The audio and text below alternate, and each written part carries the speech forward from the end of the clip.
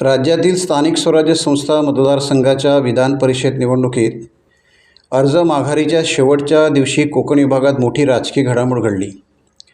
रायगड रत्नागिरी सिंधूर मतदारसंघातील महाविकास आघाडीचे उमेदवार सुरेंद्र उर्फ बाळ माने यांनी अचानक उमेदवारी अर्ज मागे घेतल्याने संपूर्ण निवडणुकीचे चित्र बदलले. विशेष म्हणजे अर्ज मागे घेण्यापूर्वी बाळ माने हे भाजपचे मंत्री नितेश राणे यांच्यासोबत रत्नागिरी जिल्हाधिकारी कार्यालयात दाखल झाले. यावेळी त्यांनी संख्याबळ नसल्याने आपण माघार घेत असल्याचे प्रसारमाध्यमांशी बोलताना सांगितले. या घडामोडीनंतर राजकीय वर्तुळात विविध चर्चांना उधाण आले असून कोकणातील विधान परिषद निवडणूक आता बिनविरोध होण्याचा मार्ग मोकळा झाला आहे.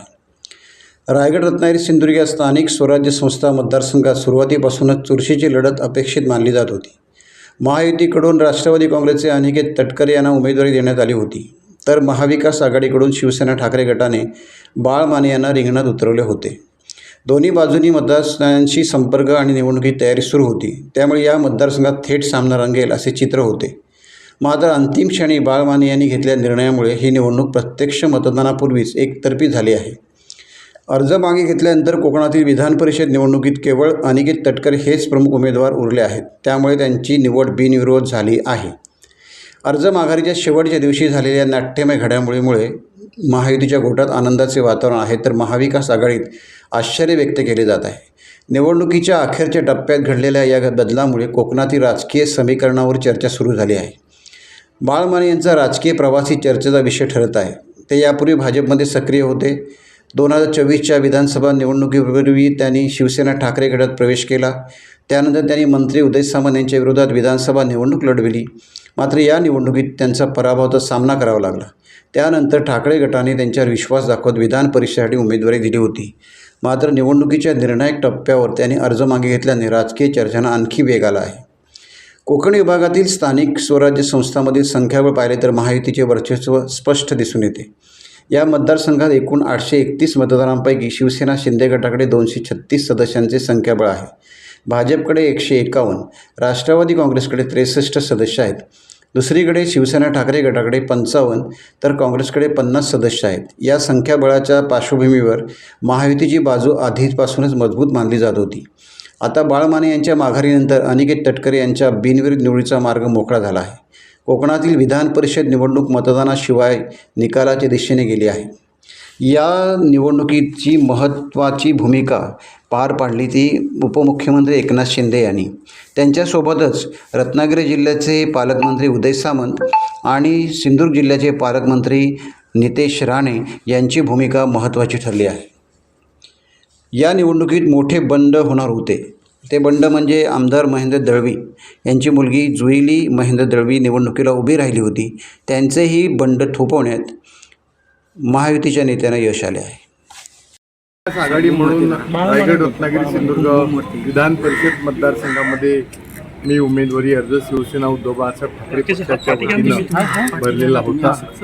2 दिवसापूर्वी स्क्रुटिनी झाली, त्यामध्ये 6च्या 6 उमेदवार वैध ठरले आणि आज अंतिम दिवस होता उमेदवारी अर्ज मागे घेण्याचा.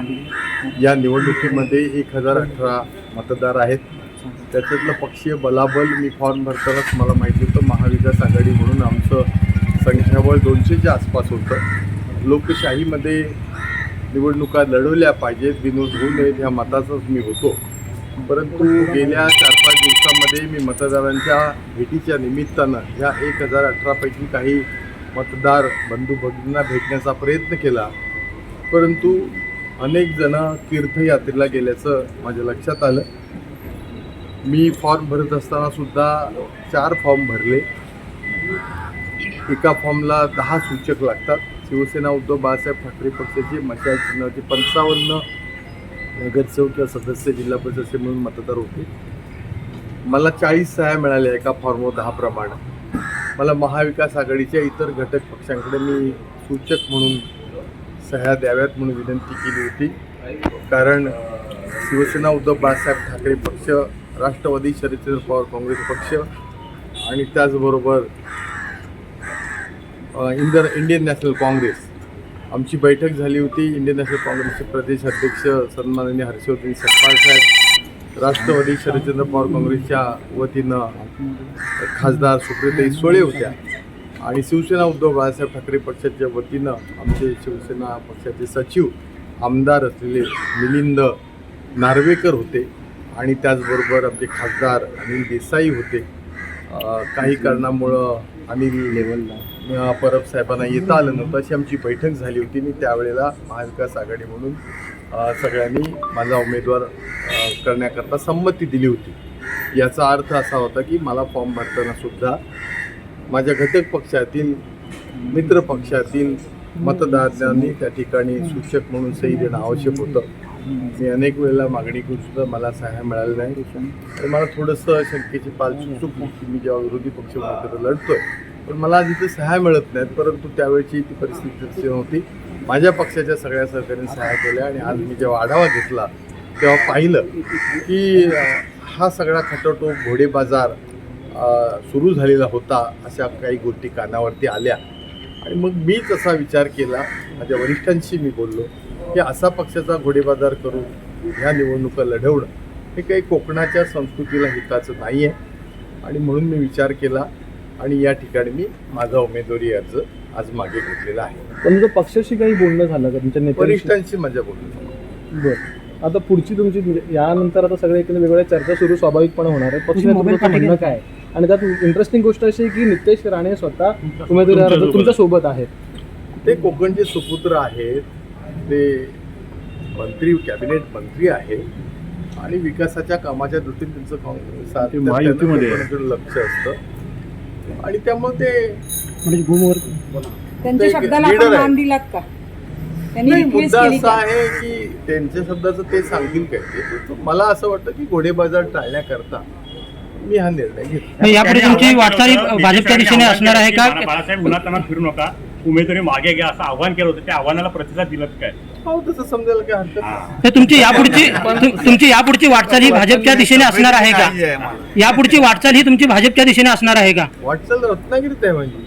नाही, आता एकंदरीत घडामोडी घडतात त्यानुसार राजकीय वाटचाल ही भाजपमध्ये जाण्याच्या दिशेने आहे का? आजचा विषय हा निवडणुकीची उमेदवारी मागे घेण्याच्या प्रत आहे. असं काय असेल तर मी तुम्हाला सांगेन. पण साहेबांची शिष्टाई याच्यात महत्वाची होती, सर्वात महत्वाची. आदरणीय माजी मुख्यमंत्री आणि खासदार नारायण राणेसाहेब यांचे तर माझे कौटुंबिक संबंध होते. मागच्या लोकसभेच्या वेळेला सुद्धा तुमच्या सगळ्या साक्षीनं मी त्या ठिकाणी त्यांचं काम केलं आठवतंय. विधानसभेच्या निवडणुकीमध्ये महायुतीमध्ये जागा वाटपामध्ये जागा मला मिळाली नाही आणि त्यामुळं आदरणीय उद्धवसाहेब ठाकरे या साहेबांनी मला त्या ठिकाणी उमेदवारी दिली आणि त्यामुळे उद्धवजी असतील, रश्मिताई असतील, मिलिंद नार्वेकर असतील, संजय राऊत साहेब असतील, त्या सगळ्यांनी माझा मान सन्मान अद्यापर्यंत केला आहे. मला उपनेता म्हणून त्यांनी जबाबदारी दिली आणि हा फॉर्म भरताना सुद्धा संजय राऊत साहेब किंवा आमचे मिलिंद नार्वेकर साहेब, स्वतः उद्धवजी यांनी मला खूप मार्गदर्शन आणि मदत केली. विड्रॉल करताना काय आश्वासन वगैरे देण्यात आले आहेत का?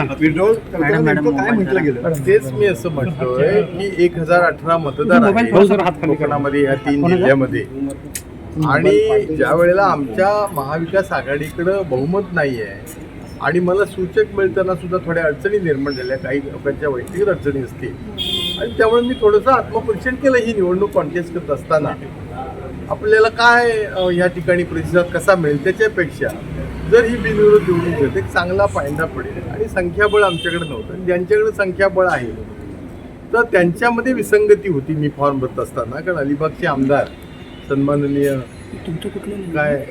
आमचे दळवी साहेब यांच्या मुलीनं उमेदवारी अर्ज भरला होता आणि स्वाभाविकपणानं महायुतीमध्ये मताचं विभाजन होऊन त्याचा फायदा मला होईल अशा प्रकारचा माझा एक आराखडा होता. परंतु त्यांची उमेदवारी ही काल परवाच मागे घेतली गेल्यामुळे त्यांच्या मताचं डिव्हिजन होईल अशी सद्यस्थिती नव्हती आणि ही निवडणूक डिव्हिजन ऑफ वोटवर जिंकता आली असती किंवा काही ठिकाणी ज्याला घोडेबाजार म्हणतात ह्या निवडणुका दुर्दैवानं हा शब्द आलेला आहे. तर त्यामुळे मला तर असं वाटतं भविष्यामध्ये राज्यसभेच्या जशा निवडणुका होतात की आमदारांनी आपलं मत दाखवून त्याच्यामध्ये टिकमार्क करायची असते, तर ह्या विधान परिषद निवडणुकांना सुद्धा राज्यसभेच्या निवडणुकीसारखी मताची प्रक्रिया झाली तर अधिक पारदर्शकतेनं या सगळ्या निवडणुका होतील. हे प्रामाणिक कार्यकर्ते त्याच्यामध्ये विजयी होतील असं मला. तर राजकारणामध्ये दर आणि तर ह्याला काही असं नसतो. पण काय घाई कशा माघार घेताना शब्द काय घेतला गेलाय किंवा तुम्ही काय मागितलं? नाही, माझा तो स्वभाव असा आहे की मी राजकारणात बार्गेन करायचं खूप काही कमवलं असतं तर मी सामाजिक कार्यकर्ता आहे. 80% समाजकारण आदरणीय हिंदुत्व सम्राट उद्धव ठाकरे साहेब सम्राट आणि 20% राजकारण. मी जर 100% राजकारण केलं असतं तर मी आणखीन कुठे पण तरी सुद्धा एखाद्या अधिकृत पक्षाचा म्हणजे महाविकास आघाडीचा उमेदवार माघार तुम्ही घेतो. आता जो विषय म्हटलात की बांधिलकी, तुम्ही आता याचं एक 2 प्रश्नांच्या आधीचं तुमचं उत्तर असं होतं की आम्ही आतापुरता हा विषय आहे, आता एक फक्त ह्या court गोष्टी martial आहे continue का? राहणार आहात आता ती court बांधिलकी तुम्ही martial कायम आहे का? ठेवणार आहात का? विरोधकांच्या विनंतीला मान देऊन जेव्हा तुम्ही अर्ज मागे घेता तेव्हा राजकारणात फार बदल विरोधक होतात. असं नाही, ते राज्यकर्ते आहे. असं काय पण ही वैचारिक तुम्ही बांधिलकी काय होणार? राजकारणाचा तुम्हाला प्रतिनिधी अनुभव आहे. आकडेवारी तुमच्या नजरेसमोर होती होती. ना. मग आता असा साक्षात्कार काय झाला की ते आकडेवारी सांगितलं ना मी, तीर्थयात्रेला काही मंडळी गेलेली आहेत, मला मतदारच भेटत नाही, तर मी काय करू? राणे साहेब आपल्या विनंतीला आता- पक्षाचे राष्ट्रवादी काँग्रेस आणि शिवसेना आमची महायुतीचं सरकार आणि आदरणीय मुख्यमंत्री आणि हे आमचे उपमुख्यमंत्री एकनाथ शिंदे साहेब, दुसऱ्या उपमुख्यमंत्री आमच्या सुमित्रा पवार मॅडम, आमचे प्रदेशाध्यक्ष सन्मान्य रवी चव्हाण साहेब आणि प्रदेशाध्यक्ष सुनील तटकरे साहेब, या सगळ्यांचा प्रतिनिधी म्हणून एक भारतीय जनता पक्षाचा आणि महायुतीचा एक कार्यकर्ता म्हणून मी आज इथे उपस्थित आहे. तुम्ही मला बिलकुल एवढं मोठं करू नका की तुम्ही ह्यांना आणलं, तुम्ही ह्या सगळ्या गोष्टी केल्या, ह्या सगळ्या गोष्टी होत मी प्रतिनिधी आहे. शेवटी राज्याचे मुख्यमंत्री देवेंद्र फडणवीस साहेब ज्या पद्धतीने आज राज्यामध्ये काम करतायत, राज्याला पुढे घेऊन जात आहे आणि म्हणून आज सब कुछ देवा भाऊ अशीच परिस्थिती आहे. म्हणून हे सगळे जे विविध पक्षाचे कार्यकर्ते आहेत त्या प्रत्येकाला कळलेलं आहे की बाबा आम्हाला राज्याला पुढे घेऊन जायचं असेल, आम्हाला आमचं भविष्य घडवायचं असेल तर देवेंद्र फडणवीस साहेबांशिवाय दुसरा पर्याय नाही, आज चांगल्या पद्धतीने माहीत असल्यामुळे. आणि बाळ माने साहेब हे अनुभवी आहेत, आमदार राहिलेले आहेत, ह्यांना एका लहान वयातला विषय नाही आहे, त्यांना बरं वाईट काय सगळ्या गोष्टी माहिती आहेत आणि म्हणून वरिष्ठ पातळीवर ठरलेला जो काही निर्णय होता त्याच्या अंमलबजावणी करण्याचं काम एक कार्यकर्ता म्हणून मी करतोय. मी या रत्नागिरीचा संपर्क मंत्री पण आहे, कोकणामध्ये काम करणारा भारतीय जनता पक्षाचा कार्यकर्ता आहे आणि म्हणून महायुतीचा प्रतिनिधी म्हणून आज मी बाळ माने साहेबांबरोबर इथे आलेलो आहे आणि आज त्यांनी आमच्या वरिष्ठ पातळीवर त्या सगळ्या नेत्यांच्या शब्दाचा मान ठेवून आणि एकंदरीत ती काय राजकीय परिस्थिती त्यांना त्यांच्या अनुभवापोटीची दिसली त्याप्रमाणे त्यांनी तो निर्णय घेतलेला आहे. एकंदरीत स्थिती पाहिली तर ही निवडणूक ही बिनविरोध होण्याच्या दृष्टीने सामंतांनी महायुतीमध्ये सगळेच आमचे वरिष्ठ नेते आहेत, आदरणीय आमचे उदय सामंत साहेब आहेत, त्याच्यामध्ये सगळेच आमचे वरिष्ठ नेते मंडळी एकत्र मिळून रवी चव्हाण साहेब आहेत, बाकी शिवसेनेचे प्रमुख नेते आहेत, आमचे निलेशजी आहेत, दीपक केसरकरजी आहेत, प्रमोद जठार. शेवटी हा जेव्हा एवढा मोठा निर्णय होतो तेव्हा आम्ही महायुती म्हणून एकत्र ठरवतो.